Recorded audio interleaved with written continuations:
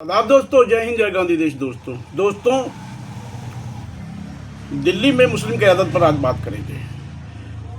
दिल्ली में दिल्ली हिंसा हुई थी जमुना पार की तरफ, तब इस चीज़ पे गौर किया गया था और तब ये सामने मुद्दा आया था। और अब उत्तम नगर में जो घटना हुई है, उत्तम नगर में एक हादसा कहें, इंसिडेंट कहें उसे, कि एक दो पड़ोसियों के झगड़े में एक युवक की जान चली गई।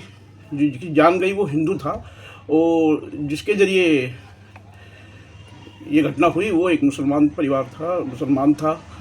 और वहाँ जो कुछ हो रहा है अब, उसके बाद इस मामले को, जहाँ पड़ोसियों का झगड़ा उसे हिंदू मुसलमान का रख दिया। पुलिस कह रही है कि पड़ोसियों का झगड़ा है, पुलिस कह रही है कि आपसी रंजिश है, पुरानी आपस की दुश्मनी है, आपस की छोटे मोटे झगड़े। उसी में होली के दिन थोड़ा हुड़दंग हुआ, तो रंग को लेके हुआ, तो सारी ये घटनाएं मिली जुली हो गई और उसके बाद ये घटना घटित हो गई। लेकिन उसके बाद जो देखने में आ गया, वहाँ हिंदू जो संगठन है, हिंदू रक्षा दल एक उभरा है, जो उत्तर प्रदेश में, उत्तराखंड में इधर बहुत सक्रिय है, और बजरंग दल है, जिसको अब ये कहने लगे हैं कि इसे प्रतिबंधित किया जाए। हालांकि अमेरिका से उठी है बात कि बजरंग दल, वीएचपी और आरएसएस जैसे संगठनों पर प्रतिबंध लगा जाए। अमेरिका की जो सरकारी एजेंसी है उसने भी ये प्रस्तावित किया है अपनी सरकार को कि बैन किया जाए आरएसएस जैसे संगठनों को भारत के। लेकिन हम वहाँ की बात नहीं करते, हम यहाँ मुस्लिम क़यादत की बात करेंगे। उत्तम नगर की घटना के बाद उत्तम नगर में, पश्चिमी दिल्ली में ये घटना हो रही है। यहाँ पश्चिमी दिल्ली में कई ऐसे इलाके हैं जहाँ मुसलमानों की आबादी है, जैसे उत्तम नगर है, इसके बाद ख्याला है, या आप कहिए ये सीतापुरी है, या मोहन गार्डन है, विकास नगर है, विकासपुरी है, कई जगह है मुस्लिम आबादी, छोटी छोटी आबादियाँ बसी हुई है। तो वहाँ मस्जिदें भी हैं, कहीं एक, कहीं दो, कहीं तीन मस्जिदें हैं। तो अब ये संगठन उग्र बर्ताव कर रहे हैं, जगह जगह नारे लगाते हैं, जगह जगह कहीं पीस मार्च, कैंडल मार्च के नाम पर निकाल रहे हैं, आक्रोश सभा की अभी। तो लेकिन यहाँ हम इसके बाद ये बार बार जो बजरंग दल का एक रोल इसमें आ रहा है, बजरंग दल जगह जगह उत्तेजक बातें कर रहा है, उत्तेजक भाषण दे रहा है। एक व्यक्ति जो अपने आप को हिंदू रक्षा दल का अध्यक्ष बताता है, ललित शर्मा, वो ये कह रहा है ईद में खून की होली खेलेंगे, ईद के दिन हम ईद नहीं मनाने देंगे, उस दिन खून की होली खेलेंगे उत्तम नगर में। तो इससे आक्रोश भी फैल रहा है, इससे चिंता भी है समाज में। हालांकि ऐसे वर्गों के लिए पुलिस बार बार कह रही है कि इन पे ध्यान न दिया, लेकिन एक सवाल पुलिस पे खड़ा होता है कि पुलिस ऐसे लोगों के खिलाफ कार्रवाई क्यों नहीं कर रही है। सोशल मीडिया में जो आग लगा रहे हैं, सोशल मीडिया में भड़का रहे हैं समाज को, समाज में ध्रुवीकरण पैदा कर, समाज में चिंतनीय विषय जो पैदा हो रहा है इनकी वजह से, और समाज में एक बेचैनी बढ़ रही है। और ऐसे संगठन लगातार बोले जा रहे हैं, ये जैसे दक्ष चौधरी है, पिंकी चौधरी है, और ये ललित शर्मा बयान दे के गया है, उसके अलावा और जो छुटवैये बहुत से ऐसे यूट्यूबर है। और यूट्यूबर की जो भूमिका इसमें मैं पहले भी कहा था, ये जो बयान दे रहे हैं यूट्यूबर, बार बार माइक लेके 150-200 रुपये का माइक लेके जाके अपने आप को पत्रकार बनते हैं। हालांकि पत्रकारिता की एबीसीडी भी लोगों को पता नहीं है, नहीं इनके पास पत्रकारिता की किसी के पास डिग्री है।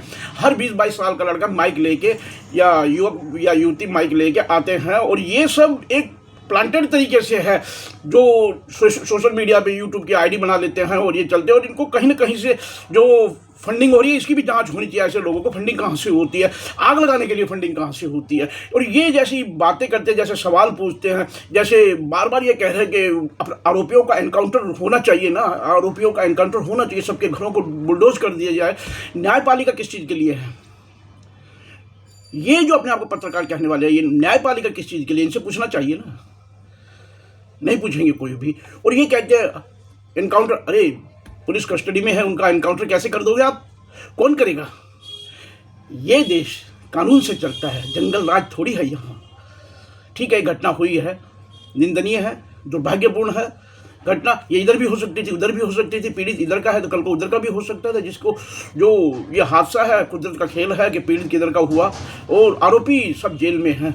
लेकिन आरोपियों के साथ ये भी कि पूरा परिवारों को जेल में भेज दिया गया, और तो महिलाओं सबको जेल भेजे, सबको, पूरे खानदान को जेल भेज दिया। और यहाँ तक के वो पूरी कम्युनिटी जो समाज है, कांग्रेस समाज, उस पर सवाल कर रहे हैं। अब यहाँ मैं एक सवाल और उठाना चाहता हूँ, आज जिस सवाल के लिए मैंने बात करी है। जैसे शुरू में मैंने कहा था कि मुस्लिम क़यादत दिल्ली में, सोचने की बात है, दिल्ली में 4 विधायक हैं और चारों अपने आप को तुगरम का कहते हैं आप। और ये लगातार आज के नहीं है, इतिहास इनका है। दिल्ली में विधानसभा बनी तब से लेकर लगातार जीत रहे हैं। शोएब इकबाल जीत रहे हैं जब से लगातार। शोएब के बेटे जो हैं आले इकबाल, अब वो विधायक बने हैं। इसी तरह चौधरी मतीन लगातार जीतते रहे। मतीन के बेटे जुबैर विधायक बने हैं। अमानतुल्लाह खान, आम आदमी की जो उपज है, वो विधायक लगातार 3 बार के विधायक हैं। और इसके अलावा जो इमरान हुसैन है बल्ली मारान से, जिन्होंने हारून यूसुफ को हराया था, वो विधायक हैं। लेकिन खामोश, सब चुप हैं। उत्तर नगर की घटना के ऊपर कोई बोल नहीं रहा है। तो एक सोचने की विषय है कि सोचने की बात यह है कि दिल्ली में मुसलमानों की क़यादत है कि नहीं है, या ये क़यादत कांग्रेस या आम आदमी पार्टी में सीमित होकर रह गई है। मुसलमान किसे अपना नेता माने? इन लोगों को चुनाव जितवा रहे हैं, ये अपनी क्षेत्र की भी नुमाइंदगी कर सकते हैं। जो मुसलमानों के मसलों पे बोल नहीं सकते, जो मुसलमानों के मसलों पे बात नहीं उठा सकते, प्रशासन के सामने न्याय संगत बात नहीं रख सकते, इस बारे में जमीयत उलमा आगे आई। जमीयत उलमा के दोनों धड़े इस बारे में जॉइंट सीपी से मिले और जाके डीसीपी से मिले। डीसीपी से मैं भी मिला जमीयत उलमा के डेलीगेशन में और अपनी बात रखी।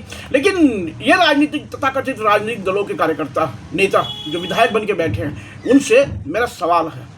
और सबसे बड़ी बात, शिव कांग्रेस मेरे पीछे आप देख सकते हैं, मैं कट्टर कांग्रेसी हूँ, लेकिन मुझे दुर्भाग्य से ये बात कहनी पड़ रही है। मैंने कांग्रेस के नेतृत्व को बार कहा, जो माइनॉरिटी डिपार्टमेंट है, दिल्ली के अध्यक्ष है, उनसे बात मैंने इस बारे में की। जी हाँ, मैं अब्दुल वाहिद कुरैशी की बात कर रहा हूँ, लेकिन उन्होंने इस कान से सुन के इस कान से निकाल दी। वो मस्त हैं इफ्तार दावतों में। यही इमरान प्रतापगढ़ी से मैंने स्वयं बात करी, इमरान प्रतापगढ़ी के सचिव से बात करी, मैंने उनके जो निजी सचिव हैं उनसे बात करी, अरशद से बात करी, शमीम से बात करी, स्वयं इमरान प्रतापगढ़ी से भी मैंने बात करी। वो केरल में थे, उन्होंने कहा मैं बाद में बात करूंगा। उसके बाद 3 दिन है, कल मैंने कॉल करी, कोई कॉल का जो रिप्लाई नहीं आ रहा। मुझे आज दुर्भाग्य से कहना पड़ रहा है कि क़यादत कहाँ है? जो पार्लियामेंट में बोलते हैं बहुत बड़ी बड़ी बातें, वो उत्तर नगर के मसले पर चुप क्यों है, क्यों खामोश है? ये पूछ, उत्तर नगर में किसका कसूर है? उत्तर नगर में मुसलमानों के साथ ज्यादती हो रही है। एक आदमी की मौत हो गई उस लड़ाई में, जो दुर्भाग्यवश वो लड़ाई हुई थी। वो गुब्बारा या कॉन्स्पिरेसी कैसी भी हो, लेकिन वो एक हत्या हुई। उस हत्या में एक तरफा तो कार्रवाई नहीं है, ताली एक हाथ से नहीं बजती, कुछ न कुछ इधर से भी हुआ, कुछ न कुछ उधर से भी हुआ। और यही कॉन्स्पिरेसी है, यही डीसीपी कह रहे हैं, यही दिल्ली पुलिस कह रही है। लेकिन खामोश है वो राजनीतिक क़यादत मुसलमानों की, जिसे हम सर्वोच्च क़यादत कहते हैं। पार्लियामेंट में इमरान प्रतापगढ़ी से हमें उम्मीद है कि वो बोलेंगे। तो लेकिन वो कहाँ है? इमरान मसूद बोलते हैं, कहाँ है? मैं दिल्ली की क़यादत से पूछता हूँ, दिल्ली में देवेंद्र यादव तक ये मुद्दा गया होगा, हमने बात करी है। लेकिन माइनॉरिटी डिपार्टमेंट से ये मुद्दा, हम माइनॉरिटी डिपार्टमेंट से बात करते हैं, माइनॉरिटी डिपार्टमेंट को ये मुद्दा उठाना चाहिए। मैं बिल्कुल ये दिल्ली माइनॉरिटी डिपार्टमेंट पे ये सवाल उठाऊंगा। आम आदमी पार्टी और ये हारून, ये इमरान हुसैन का कहिए, या वो अमानतुल्लाह खान को कहिए, या फिर मतीन को कहिए, या आप आले इकबाल को कहिए, मतलब शोएब इकबाल और चौधरी मतीन को कहिए, किसी को भी कहिए, लेकिन ये मुद्दा इन लोगों के कानों में आ क्यों नहीं रहा है? सवाल दोस्तों यही है।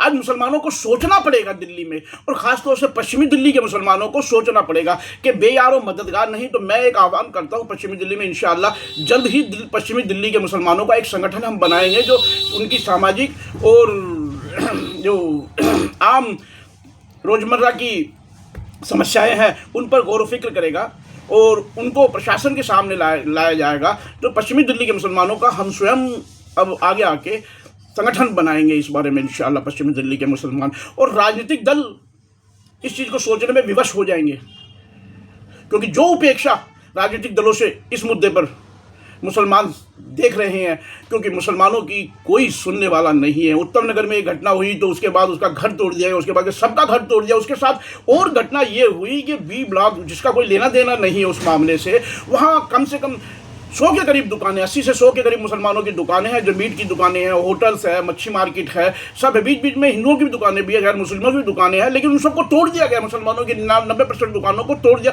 क्या कसूर था उनका? न वो झगड़े में थे, न लड़ाई में थे। एमसीडी ने तोड़ा, किस बारे में तोड़ा? मतलब कोई सुनने वाला नहीं है मुसलमानों की। यहाँ पुलिस एक जो औरतों से या लोगों से, पुलिस वहाँ स्थानीय पुलिस के जो थे कर्मी थे, वो ढाढ़स बना रहे थे या संतवाना दे रहे थे कि हम आपके साथ हैं, दुकानें फिर बन जाएगी, थड़ियाँ फिर लग जाएगी। लेकिन मैं फिर वही कहूँगा कि दिल्ली की मुस्लिम क़यादत कहाँ है। मैं पूछता हूँ शोएब इकबाल और उनका बेटा आले इकबाल कहाँ है। मैं पूछता हूँ चौधरी मदीन और उनका बेटा ज़ुबैर कहाँ है। मैं पूछता हूँ अमानतुल्लाह खान जो मुसलमानों की आवाज़ उठाता कहाँ। मैं पूछता हूँ आसिफ मोहम्मद खान कहाँ है। मैं पूछता हूँ इमरान प्रतापगढ़ी कहाँ है। और दिल्ली माइनॉरिटी डिपार्टमेंट की खैर मैं बात नहीं करता। अब्दुल वाहिद कुरैशी मेरे अच्छे दोस्त हैं, मित्र हैं, बड़े मेरे बराबर के भाई हैं, लेकिन मुझे ऐतराज़ है, मुझे सख्त रंज है इस बारे में कि इस बारे में ध्यान नहीं दे रहा है। उत्तर नगर या पश्चिमी दिल्ली के मुसलमानों के बारे में आप हमारा वोट लेना चाहते हैं, पश्चिमी दिल्ली के मुसलमानों का वोट कांग्रेस लेना चाहती है, तो उनके समस्याओं पर कौन ध्यान देगा, उन पे आई मुसीबत में उनका साथ कौन देगा। आज अपराधी के साथ पूरी मुस्लिम कम्युनिटी को अपराधी बता दोगे आप।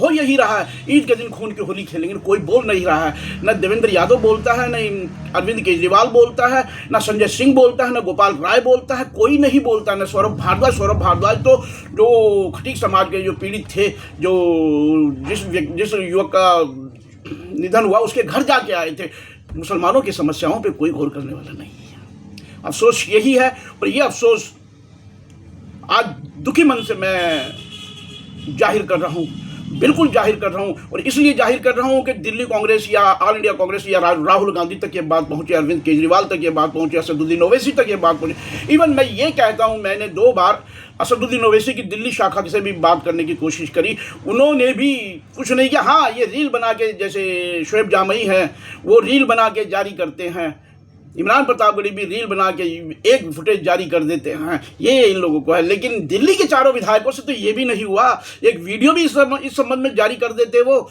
दुर्भाग्यपूर्ण, शर्म की बात यही है, सोचने की बात यही है। अपने आप को मुसलमानों के नुमाइंदे कहते हैं, अपने आप को मुसलमानों के कायद कहते हैं, रहनुमा कहते हैं। वो मुसलमानों की समस्याओं पे क्या आप जमुना पार के मुसलमानों की तरफ ध्यान देंगे?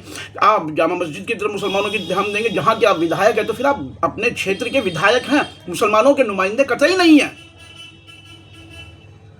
दोस्तों, सोचने की बात यही है, इसीलिए आज ये मैं आपके सामने एक बार फिर आया हूँ। और इस बारे में आप सोचिए, पश्चिमी दिल्ली के मुसलमानों को इस बारे में सोचना होगा कि अपने संगठन के लिए मैं फिर आह्वान करता हूँ कि हमें अपना जो संगठन, पॉलिटिकल सामाजिक प्लेटफार्म बनाना पड़ेगा। कॉन्स्टिट्यूशनली हमें ये राइट है, संविधान हमें ये हक देता है कि हम संविधान के दायरे में रह के अपनी बात रखें और अपने लोगों का साथ दें।